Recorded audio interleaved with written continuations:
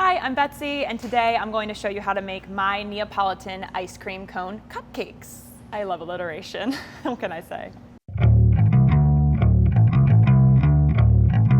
I did test this recipe once before I made them. I was definitely a little nervous that the layers weren't going to work out, but they ended up working out really well. What I really love about this recipe is that it requires mostly store-bought ingredients. So you have vanilla cake batter, strawberry cake batter, and brownie batter. So you may be wondering why I chose to use brownie batter instead of just a chocolate cake batter like I did for strawberry and vanilla. Well, the chocolate is going to be the base of our layers, and brownie batter tends to be more dense than chocolate cake batter, so it'll provide that stronger base. Your layers will be less likely to bleed into each other. So before filming this little segment, I actually read through some tips that some Tasty fans shared on our website, tasty.co. We do read them, and one Tasty fan had a really great tip that I think you'll find super useful. So he suggested to make your distribution of your batters a little easier, use a piping bag. And honestly, I can't believe I didn't think of that, but that is a really great tip. This will also ensure that your layers will be a little bit more evenly distributed and less likely to bleed into each other, so you can have those really nice, distinct layers.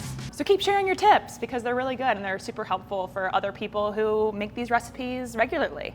Again, it's totally fine if your layers kind of bleed into each other a little bit. I personally love a great marble effect, and your cupcakes are still going to taste really great. So decorating these was probably my favorite part of this recipe because, in my opinion, they look like real soft serve ice cream cones. So I decided to use vanilla frosting for this, but you can obviously get creative with your own favorite flavors like chocolate frosting, strawberry frosting. I did use an open star piping tip to kind of create that soft serve effect, but you can get creative with your own piping tips that you have at home. You're still gonna have an awesome ice cream cone at the end of the day. Rainbow sprinkles are probably my favorite thing of all time because they just make me really happy. But what's great about this recipe is obviously you don't have a melty mess like running down your fingers from ice cream. It's a different way to kind of take advantage of those ice cream cones. So after the rainbow sprinkles, obviously, you gotta put a little cherry on top to kind of bring it all together. I swear these will probably be a huge hit at like a kid's birthday party.